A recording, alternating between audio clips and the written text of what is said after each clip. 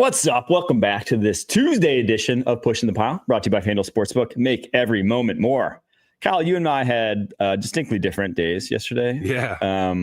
Where do you want to hurt me first? Where do we want? So we got two things to talk about off the top. Which one do you want to hurt me with? Well, let's start with the college football thing. Okay. Let's get some closure on college football because NFL's still going. All right. Yeah. So Notre Dame goes to the national championship in a miraculous run and gets just drowned by Ohio State yesterday, 34-23. Truthfully, even the game being that close was a little bit of a surprise, or in terms of like the final score, it was kind of a bloodbath. I mean, Ohio State is that halftime. Did you go? No, I did not. I just my fiance is a massive Ohio State fan, so I wanted to watch the game. Wow, I forgot about that. Too, and her whole family, so they were loving it. So congrats to them. And two, I just like that's brutal. I'm traveling for the next 3 weeks with work, and I was like, I can't get one more trip on the schedule. But my brothers were there; they had a great time. Not obviously get the W, but you saw that Ohio State. I mean, I've been saying this for a while. From a draft perspective, they're like Michigan last year. They're going to have far and away the most players drafted. You point to a player position on that roster, he's probably going to be drafted in the top 5 rounds next year. It's just like this is a team that was always going to be the case when they brought back. I mean, they had numerous guys, whether it was Denzel Burke, the cornerback, JT Tuimoloau, Jack Sawyer, who, before NIL, they would be in the NFL right now. I love that guy, Jack Sawyer. Yes. He is a maniac. Yes. And all came back to school. A bunch of guys that couldn't. You want to get mad at somebody? You want to get mad at somebody for that? Get mad at Rick Spielman. Yeah, was he the one who gave him all bad grades? He helps out with Ohio State. Yeah. He convinces guys to go back to school. Well, I think there's more money in it now. Well, true, but look, it's they got that Epstein money. And you know what? That's exactly what's wrong with college football, right there, right there. I'm okay. I want all these guys to get paid. I want every one of them to be paid. But you can't have the disparity between a team like Ohio State who can pay $20 million and another team that can pay $3 million. Mm-hmm. It's just not right. It's like that's why I sent out a tweet last night. So which blue blood who pays everybody the most money is going to be the favorite next year to win it? It's not. That's right. What you guys deal with at Arizona State. You guys got a great young coach who only has a certain budget to be able to pay for these incredibly talented players that Ohio State features week in, week out, year in, year out. How can you guys expect to compete in the playoffs? There's aberration seasons. You're going to have the aberration seasons, and that's it. Yeah. And but ASU's actually done really well in the portal, so I can't. They must be doing it too. But well, I mean, if you've ever spent time in Tempe, well, yeah.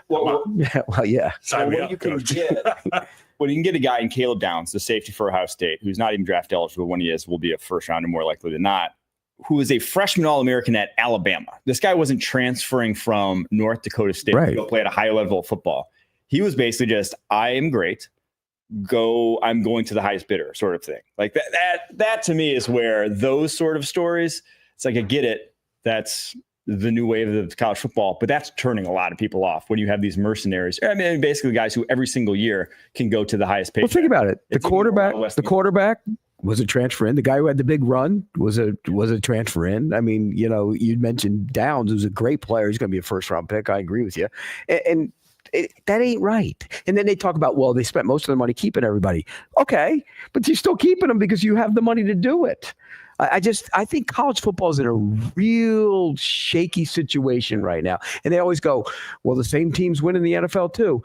You have a cap. You have to make rules underneath the cap. That's a bullshit way to say it. It's a terrible argument. It's a cop out. Because, Mike and I have talked about this before, and you brought up a great point. There used to be a sanctity to days like senior day and getting to watch a freshman develop, sophomore, junior, become a senior, and then have an opportunity to go play. And I was just thinking about it. When I was a kid, you go to these college football games. I grew up in Charlottesville, Virginia, where UVA is, and it was never a blue blood in terms of success. They weren't winning a BCS game every year, but you got an opportunity to get your record to a point where you can get an invite to the Continental Tire Bowl. And it was a religious experience getting to watch these guys that you followed from young men, players like Marcus Hagans, my older brother, Chris. These guys that I was actual fans of, you could count on them to be there next year. That's just not the same anymore. The whole process has been bastardized, and it's a shame because there's a lot that youth is going to miss out on in terms of sanctity and tradition. Tradition, that's the word. it's non-traditional now. Like I saw your quarterback after the game. He was half whimpering about his time at Notre Dame and how it was special and everything. You were there for a year. Yeah. I struggle with that too. I mean, like Riley Leonard, I love him as versus like seems like an awesome guy, awesome fit for Notre Dame's culture. But it also was like it was difficult to really feel that tied to a guy who just came over from Duke after playing for 3 years there. It's like, and the same thing before with Sam Hartman. It kind of reduces it. And I wondered all year, I'll just say this now. We were going to go on today's show. We have the power rankings, we have the rate my take segment, and we have the great debate. My rate my take segment was going to be that college football is firmly on the decline. And I think they're in big trouble if someone wants to come in and do a minor league, someone Saudi money, someone and really wants to put together a minor league, because that's all they've become at this point.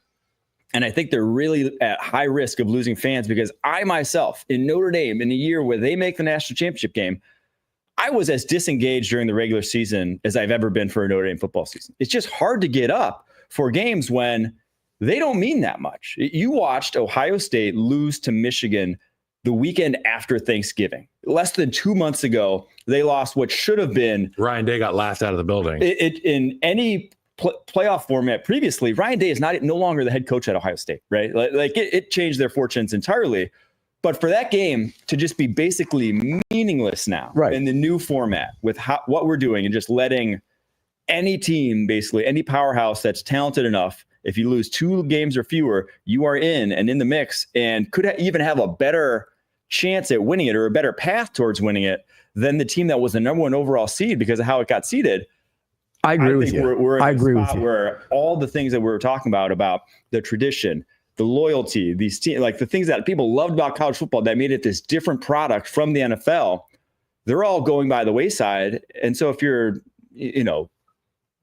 only have so much time during the day to focus on one or the other, or you're a diehard college football fan for all the reasons because of that, well, it's no longer that. Well, here's the other thing. Okay. The NFL plays their 4 games this weekend. It's all anybody's talking about. There's a college game tonight. Yep. They had no buzz. There was no buzz. Shine. First off, they need to start the playoff earlier. Look, when was the 1AA playoff game? The championship game was about 3 weeks ago. That's what they need to do. Start them. You can't get them going, because if you start going, show that game and then roll it right into the broadcast of the big one. Go. Yes, the bigger one. They're both big. That's what they need to do. No offense. They need to. Did you have any buzz yesterday at all? I was at dinner. I was eating Italian food. I'm telling you, the average sports fan, I'm not the diehard, the average sports fan had no idea that game was even being played. 0. Oh, they were talking about what Lamar Jackson didn't beat the Bills, and that's all they were talking about. That game had no buzz. If it wasn't the network that was broadcasting the game, there was really no buzz to it. And the fan bases, like, it's not like we had small fan bases, right? It was 2 of the biggest in college football. Yes. But I 100% agree. Like I think college football, the part that made it differentiate from the NFL was every single game was your national championship game 15 years ago. Every single game, every single weekend. It was playoffs. Like big regular season matchups were playoff games. The irony of them adding playoffs and eliminating like the playoff mentality, the irony there is ridiculous. Yes. And I want to go back to something you said about developmental league. When we were younger, there were soccer, like I remember the first time I heard about a 15-year-old soccer player being claimed by a club. Freddie Adu. Yeah, Freddie Adu. Yeah. He was a phenom. He was a young phenom. And what did the pros do? They scooped him up and they developed him. Are we at the point now where, you said it, college football is dead? I mean, it may as well be done in the next few years. Are we going to see, what does that developmental league look like? You talked about like live money, something like that. Well, I think they're just wide open. They scooping junior high kids up and put them in an IMG style facility and just get them into football. And well, just like an age range, you have, from ages, say 17 to 23, you're allowed to play in this league. And it's purely like you get that window. I think there's an opportunity for someone to put money behind it. And again, if you're a fan of the college football product now, but they took all the good players because they were able to pay them more, well, you'd probably be a fan of that too. And it would probably draw more NFL fans if the NFL wanted to partner with it to put their team names behind it. I just think you're really opening the door for something like that. And then college football would become the Ivy League. Yes. That's who would be playing in college, the big and college football. They're really biting off a little too much money right now and leaving themselves wide open for a strong competitor like that. Well, they also need to, if they're going to stay doing what they're doing, they need to cap it. You got to have a cap. We got to work within the salary cap. Yeah. The collective bargaining agreement. Like all these teams are hiring general managers. There's a lot of former NFL general managers that are interviewing for jobs because they're paying them so much money to handle all that stuff. Now, back to your point about the regulars. I was engaged this year more than I've ever been because every game Arizona State played did matter. Yeah. If they don't win their games, they're not in. Yep. So every single game along the way, that BYU, it mattered the whole way. And you're right. I was so engaged. But now if you're a good team and you lose one game, you're like, we'll still win the rest of them, come right around and win. It maybe made like the mid-tier more engaging because they have a chance. You're Boise State fans, more engaged. But I just remember that 2019 Alabama LSU game, how up I was for that game. I was like, this game is going to be like, because it had so much on the line on it. I mean, Georgia plays Texas, and I'm like, they lost. Okay. Do you remember when Manziel went to Alabama and beat them? Yeah. It's like I'll never forget that Saturday. But there are so many of these forgettable Saturdays with matchups that should have you drooling, like the one you just talked about. And that's the thing is, like, every Saturday, there probably is a good game that comes down to the wire that you can, like, put your attention to. Now, with these playoff games, it's like they're all island games. So if one of them kind of stinks, it leaves this bad taste in your mouth. And obviously, we're lucky to have some very good ones down the stretch. But if they're not good in a given year, I think the advertisers, I think they have a big problem brewing on their hands, and this is only the tip of the iceberg. Is Notre Dame going to get a quarterback who can pass next year? Steve Angeli. I heard this guy was like Josh Allen, though. Somebody said he was like Josh Allen. Yeah, I told you that. It was Colin Cowherd, I think, sent that out. I mean, honestly, I would have, after that first drive where he came back, Riley Leonard, and puked on the bench, something was off about him. The guy could not throw to save his life yesterday. I would have put in Angeli at some point. Now, I guess why they didn't, but Angeli was better passer all year long. He just I don't think Riley Leonard can pass at all. Yeah, so that was tough. What's your draft evaluation? What's your draft? I'd move him to wide receiver. What's your draft evaluation? What's your draft evaluation on? It's move him to wide receiver. He's not a quarterback. So, all right, we'll give you your red meat here, Kyle. Apparently, the Bears did something yesterday. Did they? Did they hire a head coach at Med Johnson? Who's this guy? The Lions. They forgot to put their valuables really high up in the tree, and the Bears just swiped it in the division. Ben Johnson, man. What's your initial reaction to Ben Johnson? Can you bring Penei Sewell with you? Can you bring some of these guys? It's a weird situation, and I'll tell you why. They didn't even interview him face to face. What? Did you know that? No. There was no face-to-face interview. But I heard that. So I guess when he showed up, that was to sign the papers or to get the contract. There was the way I was told, he was between Jacksonville. He talked to Jacksonville. The Raiders was never a real situation. I think that was just he was using them. Yeah. And so he talked to Jacksonville and he talked to both virtually. And he went back to both of them and said, look, the agent wanted to negotiate. And it didn't. Jacksonville said, we want to do face-to-face. And the Bears never did a face-to-face. So we don't care. We just want you. Right. Good on them. Huh? Good on them for getting. Yeah, I don't. You know what? I'm not okay with. We have done retread after retread, and we've done a new guy, hot guy. We've never done the hottest guy on the market. This is the opportunity. You don't think it's weird that they didn't interview him face to face? They're like, that's probably a waste of time. And we've been traditional about everything we've done. Let's go non-traditional. Let's just hire this guy. What if you didn't know he was socially awkward or something? And nobody knows that. You can't tell. Socially awkward, Mark Trestman, but we put up 35 points a game my rookie year. And every time we get off the bus, I was like, and how'd that work out for you? You got to ask our defensive coordinator. Well, I mean, but I'm saying you got to. I personally don't think you can get much from a guy on a Zoom call. I think you're a fraud on a Zoom call. Everybody can prop themselves up on a Zoom call. You can't pick them apart and find out who he really is. Pete, you turn on the fucking tape and you see how many guys are wide ass open. No, we know that. Football on time. Scheming things up. And I'm a big Ben Johnson guy. I think scheming things up are great. And I know people that know him very well and they say he does have the edge to him, which is good. Right. But again, I think it's a little odd that you didn't interview him face to face. I do know that there was a plane that landed from Dearborn, Michigan, in the Chicago Executive Airport yesterday. You know, small private aircraft. I'm sure that they have had dealings in person. You know, it's not just. I don't think they have. To this date, you don't think they have? No, there's even reports out there that they did. Okay, here's what I want. We got to find out. How bad would Ben Johnson have to be for you to be like, no, I'm going to go elsewhere? Yeah, in an interview, right? Like, what would he have to? The Bears have missed the boat because it's not because he got offers last year. You know, when other teams like were offering him their head coaching job. Well, the Commanders offered. The Commanders were going there on the plane, and during the process, they were on the plane to go give him the job. Technically, to formally interview him, but give him the stupid they would look if Ben Johnson went somewhere and they took that team to the playoffs. We saw Jim Harbaugh do it with the Chargers. We didn't even give him. Well, Ben Johnson pulled out of the interview while they were on the plane.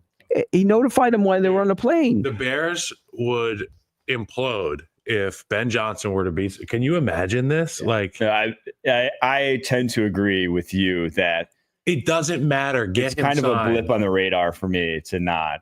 It's odd. It's weird. They've missed the boat. But it's also it's a desperation play. It's like shows how desperate they were. We just watched Jalen Carter save the game for the. Look, I think, and you know what I always say about these coaches. We think they're good. We have no idea. You have no idea. Well, I know he's a good OC. Hey, look. Well, he's a great OC. He's a great OC. That's what we know. He's a great OC. Which is great because we've invested a lot of capital, the most capital you can invest into having a young quarterback. He's a great OC. I love it. I love it. And if he's got Dennis Allen coming with him, who is a defensive-minded guy, he's going to be his DC. He's been a head coach. You can lean on him for the things that are in the gray for you in terms of what you have experienced as a coach. Here's what I don't understand, though. Okay, Balky was a problem in Jacksonville. We know that. But he could have got him out of there. That, for a coach that's trying to win in a division, that's a better job. Jacksonville? Yeah. You got to compete with the young Packers, who are the youngest team in the league, with a great coach. They're always injured. A great coach. You're going to have to compete with the Vikings, who, if the young quarterback said he goes, find out what that rookie can do. Okay, well, you got to find out what your guy can do. My guy can throw for 3,800 yards and 3 interceptions on the season. We don't know what the kids can do. JJ McCarthy's been in his fucking undies all year. Yeah, I know. It's different. But and then you got. Now he's got to play. And then you also have the Lions. Dan Campbell, and he's going to be. And you got the Lions. And you got the Lions. If they're healthy, they're their best team. I'm looking forward to seeing what. Okay, so the Lions are the only ones in there that really concern me. The Packers and the Bears. Obviously, the Packers have had our numbers for a long time. They're the youngest team in the league. I understand that. I'm not completely sold on Jordan Love yet. And also, Dan Campbell is without 2 head coaches as coordinators that are gone. They're the tops of the game. Obviously, their roster gets back defensively. That was the big question mark this year. What does next year look like for this offense? Are they able to have that cutting edge creativity? Are their first 15s going to be as dialed in? Are they going to be as efficient on 3rd and 4th down? A lot of that is creativity. I know some of it is culture and willingness to buy in, and a team that's built from the inside out. But I still have question marks about the Lions. I'm excited for Let me ask you this. Would you rather play your playoff game without Aaron Glenn, but with Hutchinson, McNeil, and Davis? That's the question. And the answer to that's really easy. Well, you could have kept Glenn and just got out of No, I'm saying, but that tells you you're out of the talent. Yeah, you're out of the talent. It's more talent. It's more important than having the coordinator. But offensively, I like the X's and O's. Huh? I like so you talk about quarterback Jordan Love. Johnny's and Joe's the defense. So you have more belief in Caleb Williams than you do Jordan Love? Yeah. Well, I don't. Do you? I don't. Hey, look. You're arguing with the wrong guy about this. I know, because you're a Bears fan. I think Caleb is going to be great. I think he's good right now. I think there's a lot of meat left on the bone. And if Ben Johnson can get through to him, we can be looking at about 30 less sacks and about 40 less failed drives because of 3rd down, patting the ball, trying to make things happen back there. Get rid of the football. Sometimes those are habits, though. Well, that break habits. That to me is the most interesting part of this. Is my rookie year, I blocked people like this. I used to hug people my rookie year, and I got bull rushed a lot. And if you go put on the tape, 2nd, 3rd, and that's like things that you can't uncoach, a habit like this. Aaron Cromer had me like this. I lived right here. My elbows were dug into my rib cage as a habit because it was drilled into me, trained into me day in, day out. Caleb Williams is going back to school, and it's the school of Ben Johnson. And I've seen what it can do to a quarterback like Jared Goff to be on time and in rhythm, Now, what Caleb has that Jared Goff doesn't have is that it factor, in my opinion. And we're going to see it come to life next year. Well, he's got a better arm. Yeah, much better. So he can run better. He's got a better arm. That's the biggest thing. Different arm angles. Is Ben Johnson and the offense that they had in Detroit right now is like distinctly not set up for what Caleb Williams does well. Right. But that's also, he set it up for Jared Goff, is a distinctly different quarterback. So I'm very curious to see, does Ben Johnson, and now I trust that he does, like, you don't get to that level of play calling dominance without being flexible and knowing how to play to the strengths of your talent. And so like he had a great slot receiver, so he featured him in that offense. He had a quarterback with a weak arm, but who was accurate underneath. So that was kind of what they factored in on, or what they focused in on. So with Chicago and Caleb Williams, he's not a quick passing, over the middle, dink and dunk, take a profit every play sort of guy. It's going to look distinctly different, I think. I'm very curious to see what it does look like. But there's no doubt that Ben Johnson and what he did with Jared Goff, if he can have that same sort of Midas touch with Caleb Williams, the ceiling with this guy is at just a different level than what it was with Jared Goff. I agree with him. So. Well, he's got the talent, but let's see it. Yeah. I mean, you got to see it.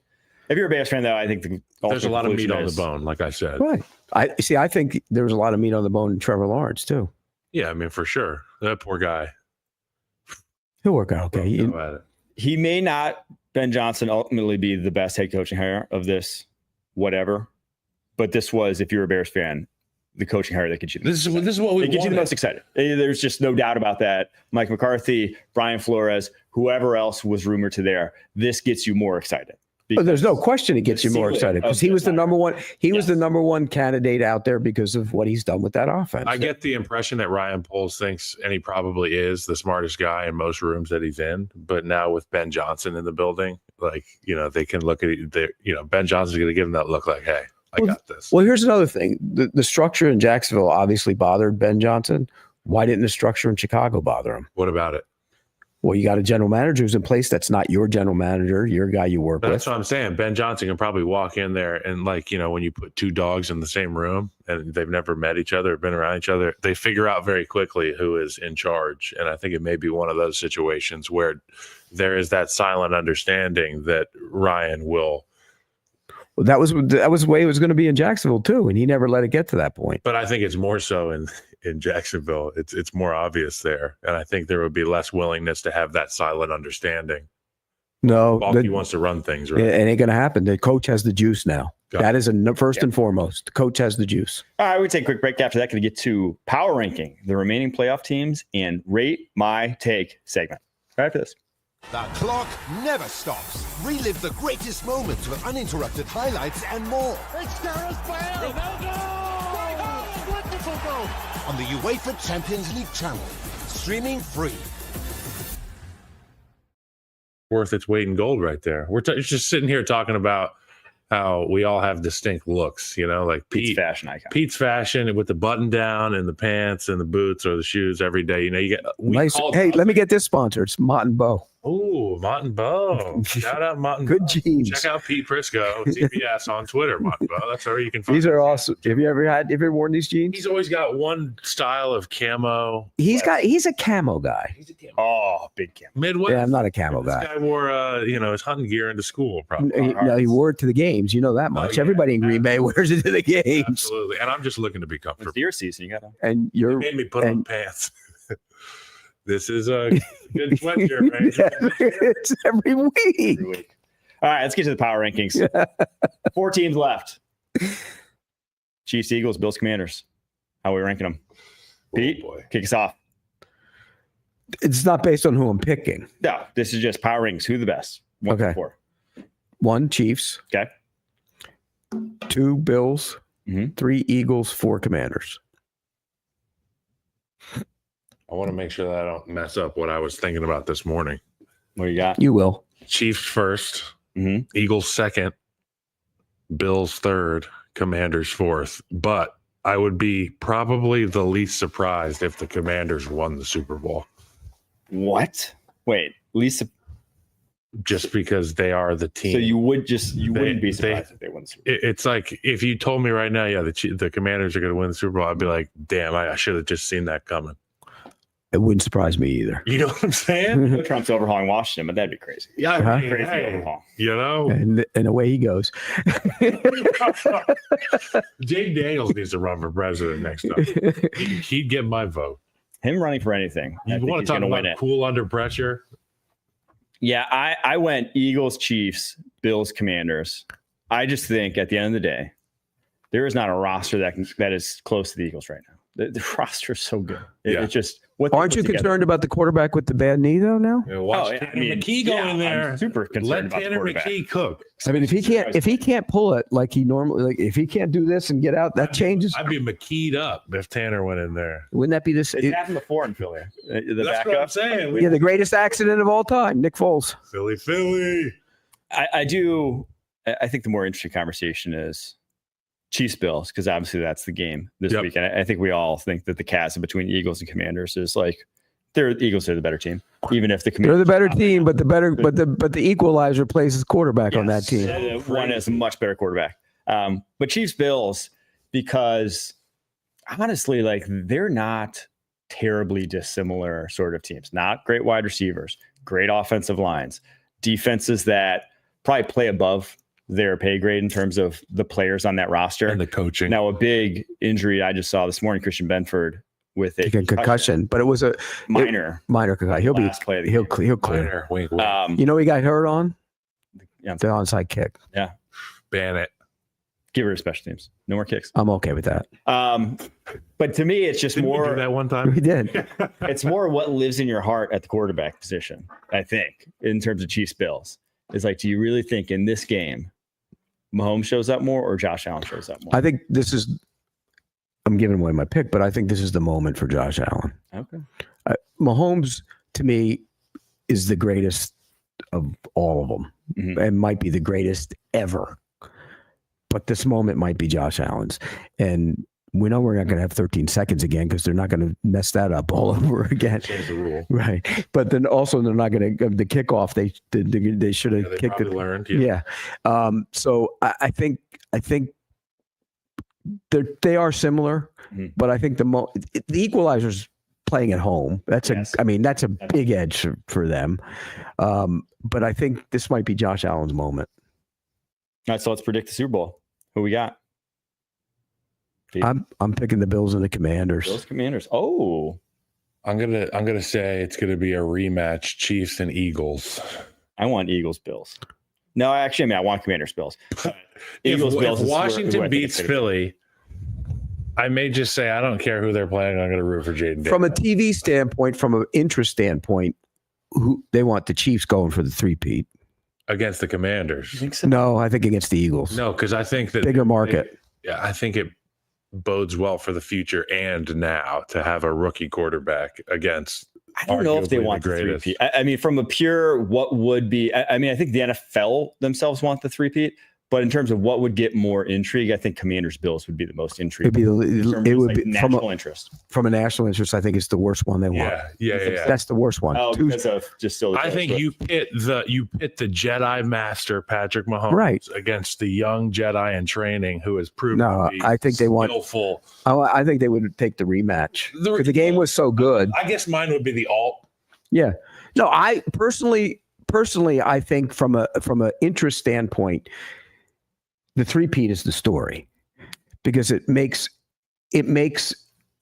historic. It's never been done. And it makes him, to me, I said it last week, I think he's the GOAT if they do it. And Andy Reid's on his way to being the greatest coach of all time. So I think that's the story there. And then the Chiefs are starting to become the hated. You know, when you start winning so much. We're a year, 2 years into that. No, it's even worse now, I think. Yeah. Well, I mean, of course. Yeah. But I think they really are starting to become the hated, which is weird. And because it's really a likable group. It's not like there's, it's not like you got a curmudgeon as a head coach or anything. It's a likable group. And so I don't understand the hate, but that's what's starting to feel like. And when you have a villain, the NFL loves villains. They love dynasties. They love that because people either love them or hate them. And I think that's what you get with the Chiefs. That's why I think you got to go Chiefs Commanders because that's the team of the future is the Commanders, the team of the now and historically speaking, the last 2 years and the team moving forward. That's Jaden Daniels. And I know you say it's Josh Allen's moment. I totally see that. I know Saquon Barkley, it feels like his moment as well. There's a bunch of guys who are vying to be the protagonist in the 2024-2025 NFL season and playoffs, and they're all making damn good cases for it. Like you said, Patrick trying to be the GOAT, Josh trying to get this off his back, and then Jaden Daniels introducing himself like Tiger Woods, hello world. There's a lot of intrigue. Greatest rookie season. Yeah, I mean, at this point, I've got some rookie seasons written down. Is pretty He darn. was undefeated. Funny you should ask about rookie seasons. I've got some good ones written down here. But so what do you say? What Super Bowl? Injury? No, Super Bowl. I think it's going to be Eagles Bills. I think that's who it's going to play in Super Bowl. So I think Eagles beat the Commanders, and I think the Bills win. If it's Eagles Bills and those fan bases show up in New Orleans, holy oh my God. God bless them. I mean, my God. City for it. I mean, can you think about it? Could it get any better from a Super Bowl location to have New Orleans, Eagles, and Bills? And by the way, it was, if I'm not mistaken, it was Eagles Raiders was in New Orleans back in the day. Let's see.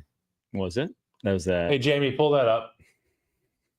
Can we just start saying that? I think it was Eagles Raiders was in New Orleans, wasn't it?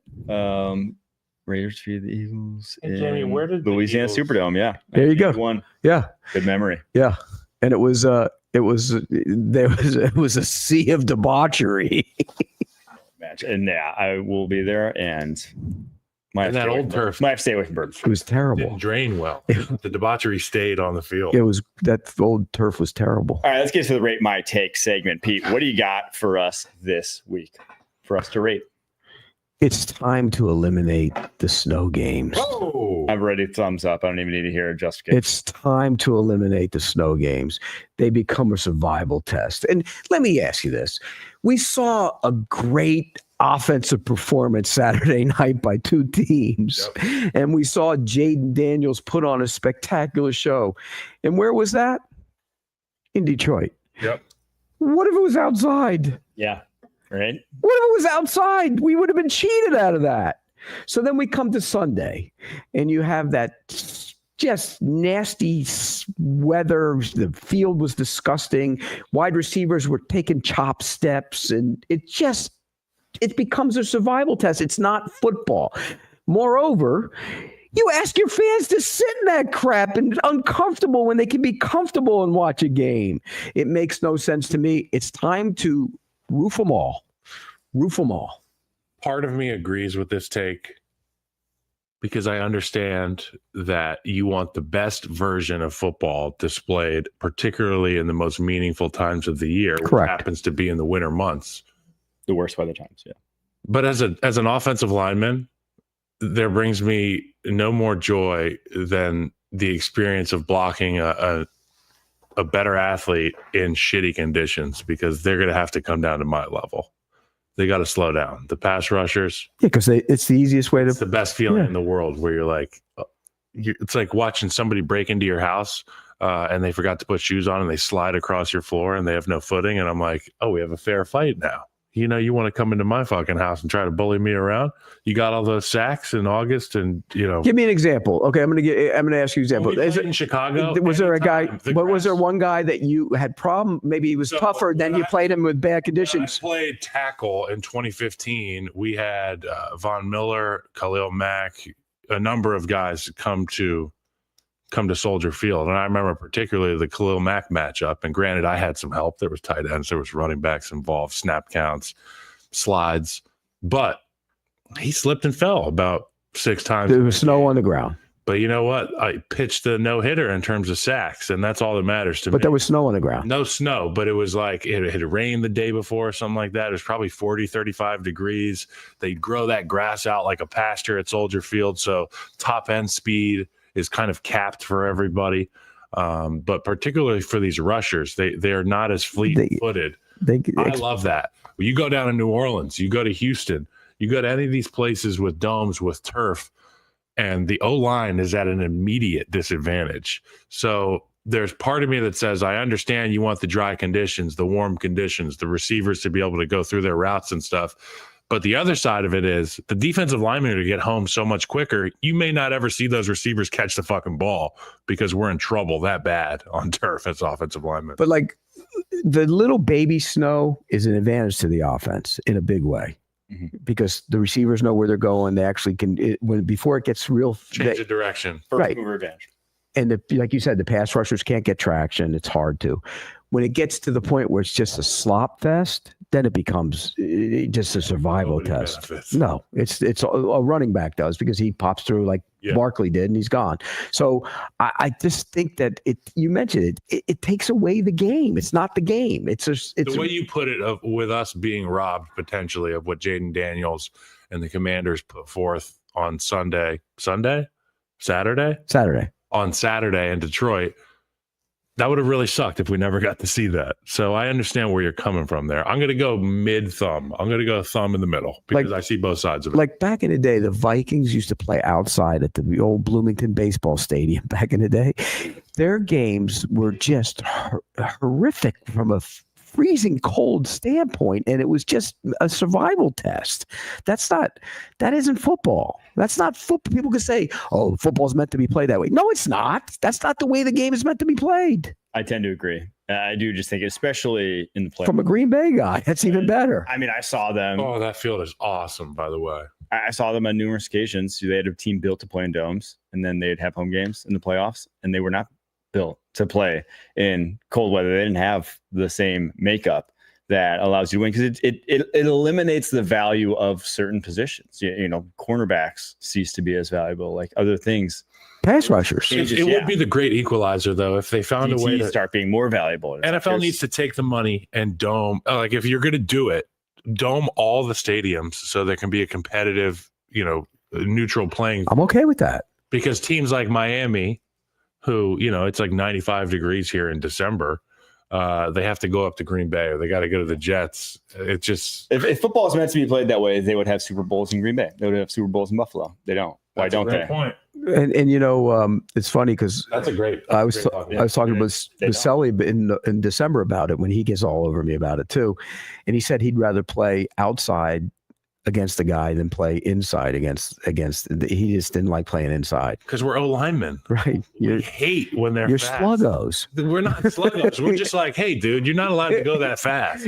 If a rusher is out there in tennis shoes, in basketball shoes, I'm like, we are supremely fucked, big guy. Right. Like I'm wearing the not even track. I'm wearing the molded cleats out there with the straps around the ankles. My feet are 4 pounds apiece. And these guys are just boom, boom, boom, boom, boom. By the way, did you see Phillips on the Bills the other day? Yeah, and his jacket. He had a jacket under his jersey. Pre-game warm-up. Come on, that was awesome. All right, Kyle, what's your take? My take is that the Detroit Lions, without Aaron Glenn and Ben Johnson, this coming season will finish in the bottom half of the NFC North, which means obviously third or fourth. I'm not going to say last, but I'm going to say third or fourth.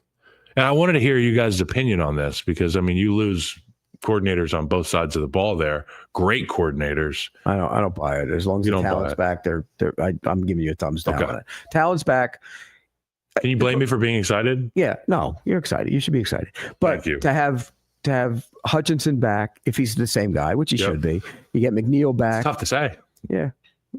I mean, guys come back from injuries nowadays. It takes sometimes a year and a half.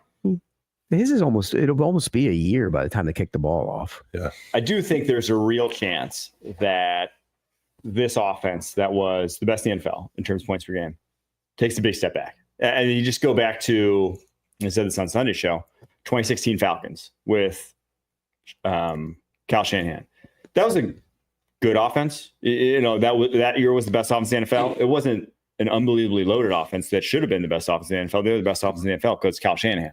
And the next year, Steve Sarkisian, a great offensive mind, OC, they dropped by over 10 points per game the next year with the same talent there on the football field. So I think there's a real chance that without the mastermind pulling the strings, that you take a big step back. If you take a big step back, they're not the Lions anymore. They're not the team that dominated the way they did. Now, I think their defense will take a big step forward, at least who they were down the stretch, because Aiden Hutchinson and Lee McNeil are still like, dude. Here's what my biggest concern isn't Ben Johnson leaving, because I think yes, he's really good, but you can if you get the next guy down, which is the quality control coach, they really love him. We've seen guys go and the tree moves on and they do okay. My concern is going back to what we always talk about, that offensive line. Glasgow was bad this year. He's probably going to be out. The right guard is an unrestricted free agent, and he's also up in the years, even though he had a really good year. Decker isn't a kid anymore. He's my age, yeah. So all of a sudden, we look at one of the strongest groups together, and now there's major concern. Ragnow and Penei Sewell, you don't have to worry about. They're solid. Which is good enough to great players. Win some fights. You need some more guys in there, though. I like Mahogany. He might be okay. So we'll see. But I think it's very possible just because the North's so good. I think they could drop to 10-7, and 10-7 could be. It was this year. Would have been this year. Bottom half the NFC North. Let me ask you this: if the Packers, who have money, go out and add T. Higgins, would you change your perception of that team? Of the Packers? Yeah, because they'd get a lot better in the receiver room. Well, okay, because I think that's something I think they might target. They don't usually do that. Real tears. Yeah. They don't do that for receivers. No, but the last receiver they drafted in the first round was what? Javon Walker? It was, yeah. It's been, and he was good. They need to call up Jordy Nelson. Get him back in there. But I don't used think to kill us. I'll be honest with you. I don't think we've even come close to seeing the best of the Packers. I disagree with the cold take too, because I fucking used to have to play against Aaron Rodgers in the cold and the snow and the wind, and he would just be out there flicking that bean around the stadium like it was, nobody's business. Yeah, but I don't know. You ever seen Jay Cutler throw a football, man? Yeah. Rips, dude. It was like listening to an F-18 go by. Jared Goff's happy that they have a dome in Detroit. That's all I'll say. All right, we're gonna take a quick break after that. Going to get to our debate segment right after this. Matt. Welcome to JJ's. I'll have a... Wait, there's no way I can get a burger? No chance. But you can have the NFL on CBS streams live on Paramount+. Oh, hang on. There's a toy. All right, first up. Can Jared Goff win a Super Bowl? No. It's just the opening question. I tend to agree. Sean McVay said it, right? You had your shot here, man. I just think that he's too flawed. I disagree with that. He could, right? I mean, obviously. But I think if I had to put the odds right now of Jared Goff winning a Super Bowl, I think it's 5% max. Long shot. If they were healthy on defense, he would have won it this year. Well, he lost his coordinator. I don't know if they would have. I mean, he's still... When you take the field knowing your defense can't stop anybody, it changes the way you play. It changes the way the quarterback plays. It changes the way that offense calls games. By the way, he didn't call the stupid play to run the reverse to Jameson Williams to throw a pass. I thought it was a good ball. Knowing Jameson Williams, they probably tell him, look, if it ain't there, throw it into the crowd. And Jameson was going to throw it. Got that wrong. It was a bad call. But Goff didn't play well.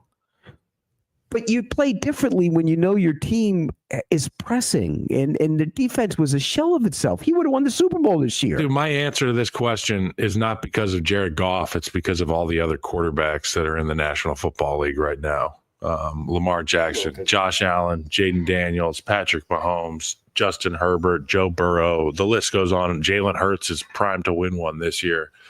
There's a lot of names out there. Okay, but having said all that, if the Lions were healthy, would they have been the Super Bowl champion? What's an if? Okay, so I guess funny if joke. Yes, Jared Goff can. If you're in, I get the coaches always do this.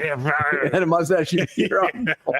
I'm more answering the question of will. I just don't think he will. I think we've seen him on enough big stages to see that if it takes 3 games in the playoffs, one of those games you're going to get a bad Goff. And bad Goff. No good. Bad Goff. You didn't have bad Goff last year and they didn't win it. Well, yeah, but that was bad Campbell. Yeah, bad Campbell. That's always a concern too. Goff's not going to raise you above your talent level. And if you're not raising above talent level, then you need to have an insane talent level. And you can only maintain what they have. Well, if they had an insane talent level that got hurt, they would have won the Super Bowl this year if they were healthy. And I didn't pick them before the season, but I'm going to sit here and say the Lions would have won the Super Bowl if they were healthy. I agree with you, but they're not. No. And Jared Goff is 5%er. 5%. All right, true or false? Jaden Daniels is having the best playoffs all time for rookie quarterback. He's having the best rookie season of all time. Is he? Yes. Since the merger, because I'm not. When did the merger happen? In 1970. Okay. So basically, if you go back and look at their history of the best rookie seasons since the merger, Roethlisberger, you mentioned, he went undefeated that year when he took over, and then lost in the playoffs. Was it 11 wins, 10 wins? 13, I think it was. And then Andrew Luck had a great rookie season. Marino had a phenomenal rookie season. Marino had 2,200 yards, 20 touchdowns, 6 interceptions in 11 games. He had a 96 passer rating. What was his touchdowns and interceptions? 20 and 6. In that time, that's like having 35. 11 games. That's like having 35K the next year. That's like having 35 in 11 games out. So, yeah, Marino's in the conversation as well. Luck, Russell Wilson had a good rookie year. Mm-hmm. Remember, he won the job. Matt Flynn. They paid Matt Flynn based on one game. Packers. Based on one game, and that's another great accident in the history of the NFL because he threw for over 400 yards in that game. Remember, Matt Flynn? Yeah. Did he throw for 5? I think he threw for 500 yards. Was it 500? Yeah. That's what Brian Hoyer did for the Bears. I remember I broke it. I broke that game down. And I said, "No way, I'm paying that guy all little screen bubble screens and stuff like that." It was all a lot of action. These guys just don't watch; they just pay, huh? You think they learn? It's crazy. So 480, excuse me. Yeah, close. And how many went to the backs? Because there was a bunch of screens to the back, right? 480 had an 80-yard screen to Ryan Grant. Yeah. That was it though. Just 90 yards total. Yeah, but James Kuhn had a couple. There was one. I think one touchdown was on the last play of the half or something. It was like there was a situation. It was an accident. It was a great accident. Do you know who won the AP Rookie of the Year in Dan Marino's rookie year? It wasn't Dan Marino. Was it Dickerson? It was Eric Dickerson. Yeah. He led the NFL in carries, touches, and yards. 2,212 scrimmage yards, 20 touchdowns, 390 carries. Most underappreciated second running back in MVP voting. He's the most underappreciated running back who ever played. Had quite a swag about him too. Oh yeah. I think it has to be in terms of playoff. I think it has to also be like there's not a lot of rookies in the playoffs. No, light it up. No. So yeah, I think that one's a firm true. All right, next one. Does the NFL need to do something about the roughing the passer rules? What do you mean by that? Well, it's not just the roughing the passer rule, grabbing the face mask rule too. You got to be able to look at it. You got to be able to go to the replay assist and say, okay, it's a penalty. There was a penalty. They grabbed the mask. True. Yeah. I'm all in on that. If you got a mechanism to correct your wrongs, why not? And if you go to replay assist, they go boom. It's not going to slow the game down. No, it takes 2 seconds. Right. So I'm with you. I think they need to fix that. Half the time, I bet they would call up to ask, and the person said, "We already looked. Pick the flag up." You're going to Mahomes when he got hit. Supposedly when Will Anderson hit him, he didn't hit him in the head. He hit him with his head. Right, but he didn't. Which you're not allowed to do. So now he's not allowed to lower the crown. We're splitting hairs. Right, but if they had looked at it, they wouldn't have called that. The reason that they called it is because the official that was making the call was behind Patrick, saw the head snap back, saw the giant man running at him. I understand it. Well, here's where we'll go with this one too. There was a big holding call in the Bills game. That was such bullshit. It was terrible. And great job by Romo being like, "Hey, that's teach tape there." Do you go look at that too? Because now we're talking about looking at everything. I like that. I do. I think so. I think in the playoffs only. Playoffs only. Only playoffs. You just don't need it every regular season game. You get different camera angles, whatever. But playoffs only, there's too much money on the line. There's too much just like credibility that you don't need people discussing flags. Well, let me ask this. Is it 3 days later? Only looking at calls? Because I'll give you the other one, the play that if there's a play where there looks like there's a pass interference and they don't call it, do you look at that? You can't add a penalty through review. You can take them away. Take one away. You should be able to. Really? I think now you're starting to really slippery slope. So that was the whole genesis of the Saints-Rams flag, the PI, right? That was why we had PI for a year, was because of the obvious. Who was it that hit? One of the Rams DBs, right? What was it? Nickel Roby, right? Hit Saints wide receiver. Was it early? Wasn't it? Yeah. Okay, but that was the genesis of why we got that one weird year of reviewing PIs. But I think they did it wrong it should just be any flag that on the very first replay you can tell it's wrong. Where everyone any flag, or any non-flag, where everyone at home saw it and was like, that should have been a flag. Yeah, like, see, I think face mask. A guy gets his face mask grabbed, pulled out of his face mask. They don't throw the penalty. Everyone at home's like, that was a flag. Now, every time a quarterback scrambles to the right or the left, they're going to call holding on these tackles too. No. Then the game starts to slow down. Yeah, I think if we get to the point where we're using it for everything, I think you're really risking the game being out of the flow of it. But you don't actually review. It's just there's another guy basically buzzing down saying, here's the other part of that equation. So there's another ref in the sky. Like boop, boop. You missed it, buddy. I mean, you better keep that guy's keep him anonymous. Well, but not just that. If he's going to be sweat. But I mean, imagine being a fan of the other team when the flag gets called from the shadow man upstairs. I think I'm going to try to figure out who he is. There's certain things that should be reviewed. If a penalty, I mean, like a mask is grabbed and it's not called, I'm okay with that. We can all see that. Like what defines pass interference isn't always easily defined. And so that's the biggest difference. Roughing the passer, we started with roughing the passer. You know what roughing the passer is. The league doesn't always call roughing the passer right. By the time we see the replay, we know if it's right or wrong. You know what it is. A shove, 2 steps and a shove, roughing the passer. It's not violent. But it's roughing the passer. It's against the rules. Hand to the head, roughing the passer. Helmet to the head, roughing the passer.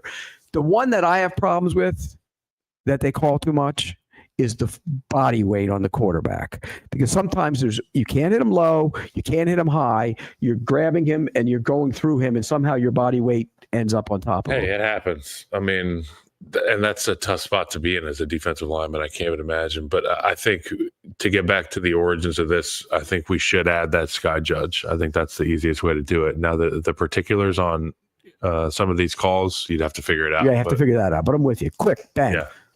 Replay system. All right, next one. With Ben Johnson off the board now, is Joe Brady the top OC head coach again? I think Liam Cohen is going to be the top. I love Liam Cohen. I think both of them are. I think both of them are look, they're both really good offensive coaches. I don't know Liam Cohen very, I don't know. I know people that know him and speak highly of him. Joe Brady, I've talked to. I like Joe Brady. I think Joe Brady's got a little edge to him, which I like. I want my coach to have a little edge to him.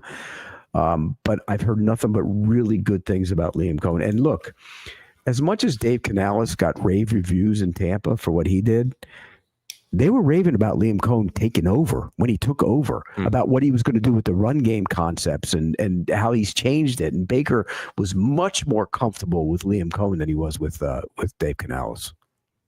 I tend to agree. I think Liam Cohen's probably just slightly. I think he's the favorite. I think he's the favorite in Jacksonville. By the way, Monk, and also I might even take over Joe Brady. I've known Todd a long time. Todd, here's Todd. Todd's a lot like me when you gruff, crazy in some ways, until you get to know me. Then you look at him and you go, oh, I don't know if we can handle him. Yeah. That first impression. Himself. He's the first impression guy that people might get turned off by, but Todd's a good dude and a good coach. I think his track record at this point is tough to argue against, whether it was how his career in Tampa Bay looks in retrospect, how Georgia and their offense is Southern Mississippi after him. Yeah. Look at his Southern Mississippi. He was the head coach of Southern Mississippi. He made them relevant. They were decent. I mean, they haven't been decent since. Todd Monken's a good football coach, but he can be harsh, curmudgeonly, I guess is the way. I like Todd, and Todd, Todd was a wide receiver coach in Jacksonville for a while. I mean, Todd's a good coach, old school, very old school. What about this? Tampa needs to. What are your thoughts on the Tampa situation with Liam Cohen? Would you ditch Todd Bowles for Liam Cohen? No, I don't think they're ditching Todd Bowles. This is another thing I've heard. They're not ditching Todd Bowles, but they're concerned that Todd Bowles might walk away in a year or two, and they're going to try and do. I've heard they're going to try and do everything in their power to keep Liam Cohen and make him kind of the next the heir apparent. So I think that's a possibility. Yep. Interesting. All right, last one here. Do the Eagles even need a passing game when the run game and defense are so dominant? No, I mean, eventually you will. Tackle to tackle. Doesn't matter what define a passing game. I mean, do we still have the ability to throw the football in this hypothetical? Yeah, but like passing game is it? Because I think they could go out there. Passing game in the they could run it. Left, right? You're 100% right, Yeah, but you can take away that passing game with 14 play drives. And if you're going to have a group to do it, it's the Philadelphia Eagles up front. It's Saquon Barkley. You can tell that he has enough juice in the tank when he's scoring on these long runs and then doing he's bounding in the end zone, just jumping around. You're not supposed to have that kind of energy. You can lean on him. If it was flag football, he would have scored. I wouldn't be surprised if he had 150 plus again, and then the Super Bowl had 200. But that could be what we're looking at. Is it him or is it the offensive line? We say that you stay on schedule as an offense with your offensive line. They get you to that 4.2 yards per carry before contact. But then it's the guy like Saquon that can take you to the home run. Correct. The home run part is there.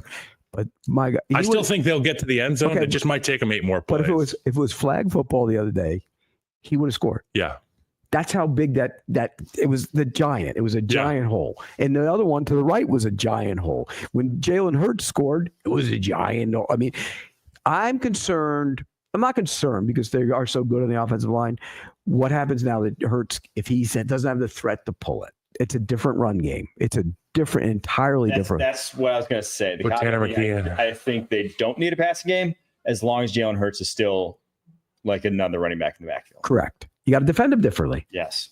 You don't have. If he can't run, you defend him entirely different. Yes. If Jalen Hurts breaks a shoelace in drive 1 this weekend, who are you putting in? Well, here's the thing. I think the passing game may even take a step forward if you put in Pickett. That's what I'm saying. But who are you putting in, McKee or Pickett? Oh, I don't know. It's tough to say. Whoever I would put in McKee, but I'd put in McKee based off how he looked. But bigger hands. But he can't run. Pickett could run a little bit behind that offensive line. Yeah. So we'll see. But I tend to agree that they are that good along the offensive line. Saquon Barkley and Jalen Hurts are that dynamic, and their defense is unbelievable. So, yeah, I don't think they necessarily need it. All right, that's our show. Thanks so much for tuning in. We'll be back tomorrow doing some deep dives with Leger Doozable. Until then, keep pushing. Peace.